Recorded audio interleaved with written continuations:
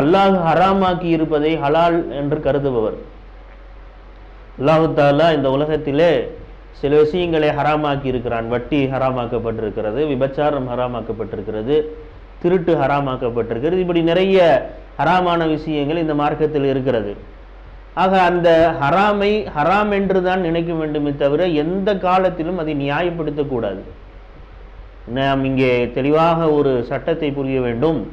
பொதுவாக ஒரு ஹராமை ஒருவர் செய்கிறார் என்றால், நான் ஏதோ இப்பொழுது செய்கிறேன், பின்னாலே திருத்தி கொள்ளுவேன் என்று சொன்னால் அது நியாயம். ஆனால் இதுவெல்லாம் ஹராமா, இது எப்படி ஹராமாகும், அல்லாஹ் சொல்லிவிட்டால் இது ஹராமாகி விடுமா என்று ஒருவன் விதண்டாவாதம் பேசுகிறான் என்றால் அவன் காஃபிராகி விடுவான். காஃபிராகி விட்டான் என்பதாக பல்வேறு இமாமுகள் நமக்கு சட்டம் சொல்லி தருவதை பார்க்கிறோம். ஆக அல்லாஹு தாலா ஹராம் ஆக்கியதை ஹராமாகத்தான் நினைக்க வேண்டும். இன்றைக்கு நிறைய நபர்கள் இந்த விஷயத்தை